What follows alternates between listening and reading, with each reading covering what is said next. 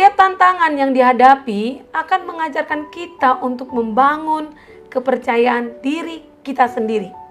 Mari kita hadapi setiap tantangan dengan firman Tuhan, agar kita terbangun menjadi pribadi yang lebih baik. Kita berdoa. Damai sejahtera Allah yang melampaui segala akal, kiranya memelihara hati dan pikiran kamu sekalian, di dalam nama Tuhan Yesus Kristus. Amin.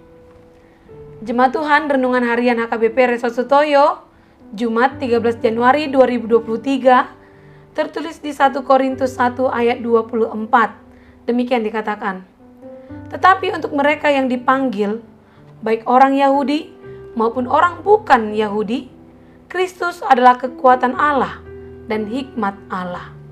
Dalam bahasa Batak dikatakan, Allah di akana tarjowi nang Yahudi nang Junani gabe hagogoon ni debata do habisuhon ni debata do Kristusi. Demikian firman Tuhan. Jemaat yang terkasih, bullying atau dalam bahasa Indonesia dikenal sebagai penindasan, merupakan segala bentuk kekerasan yang dilakukan dengan sengaja oleh satu orang atau sekelompok orang yang lebih kuat atau berkuasa terhadap orang lain, dengan tujuan untuk menyakiti dan dilakukan secara terus-menerus. Sekelompok orang melakukan bullying biasanya didasari sikap superioritas atas pihak lain, entah dalam hal jumlah, kekuasaan, kekayaan, atau hal lainnya. Jemaat mula-mula mengalami bullying dari pihak otoritas yang berkuasa. Mereka diposisikan sebagai sekte sesat yang mempercayai Yesus sebagai Mesias yang dijanjikan oleh Allah. Bullying dilakukan secara legal, terstruktur, dan bahkan tertata rapi.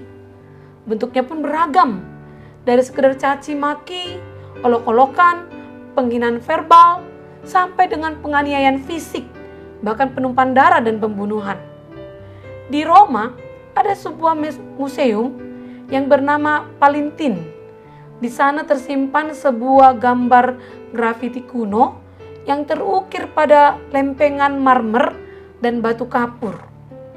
Grafiti tersebut menggambarkan sosok seorang pria dengan kepala keledai yang disalibkan di tiang salib.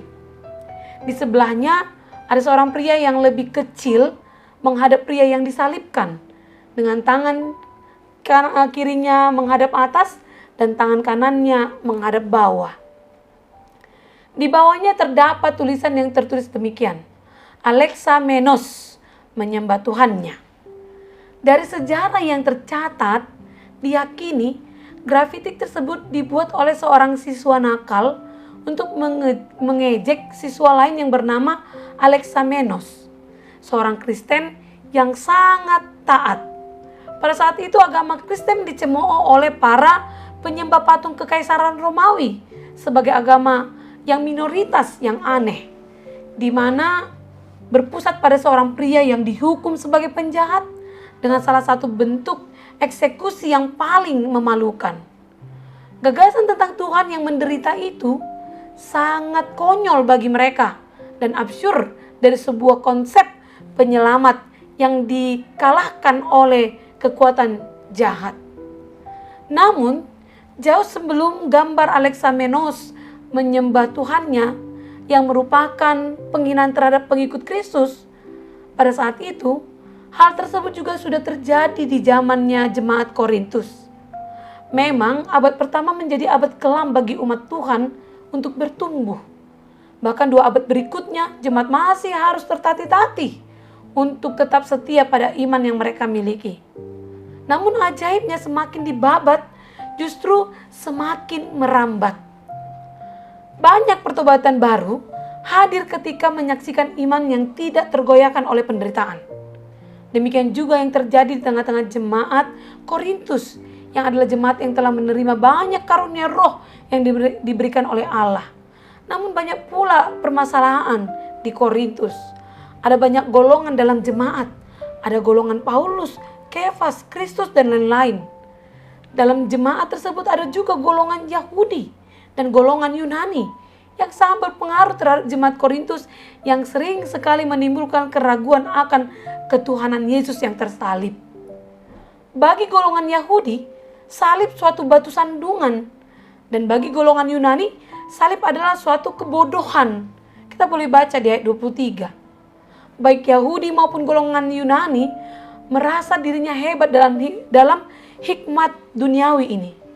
Itulah sebabnya mereka tidak dapat memahami dan mendalami tentang rencana keselamatan Allah bagi umat manusia melalui kematian Yesus di kayu salib.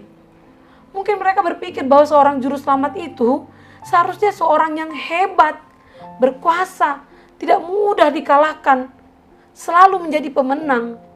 Tetapi kenyataan Yesus mati, disalibkan.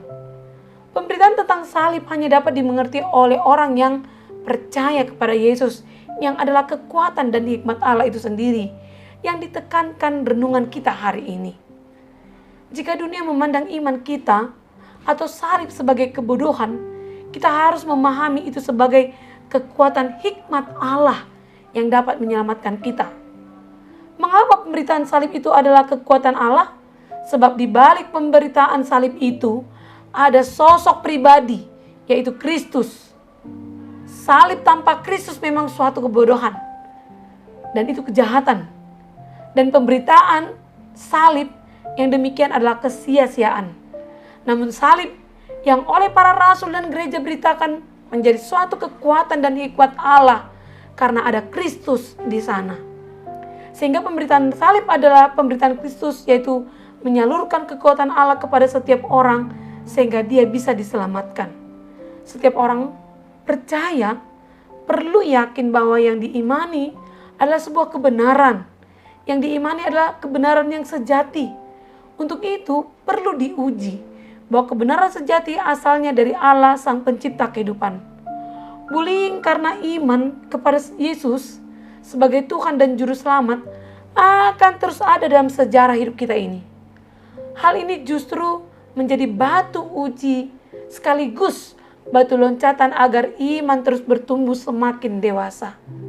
Percayalah, Tuhanlah kekuatan kita, dan kenakanlah hikmat Allah sebagai kekuatan, maka kita akan bertahan hingga terakhir meski banyak orang yang tidak menyukai iman kita.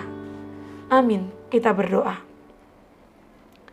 Tuhan, terima kasih atas firman-Mu yang memampukan kami untuk tetap percaya pada kuasa penyelamatan-Mu di kayu salib. Dalam hidup kami sering sekali keimanan kami kepadamu dipertanyakan dunia ini, bahkan dipandang bodoh oleh sesama kami. Namun hari ini Engkau mengingatkan kami bahwa Engkau adalah kekuatan kami. Hikmat-Mu adalah kekuatan untuk menghadapi segala bulian karena iman kami. Oleh karena itu Tuhan, berilah hati yang setia agar kami tetap bertahan dan tidak meninggalkan Engkau. Terima kasih Tuhan. Amin. Jemaat yang terkasih dalam nama Tuhan Yesus Kristus, selamat mempertahankan iman Anda hari ini. Berjuanglah meskipun Anda ditolak. Percayalah, kuasa Tuhan menemani kita. Salam sehat, Tuhan memberkati.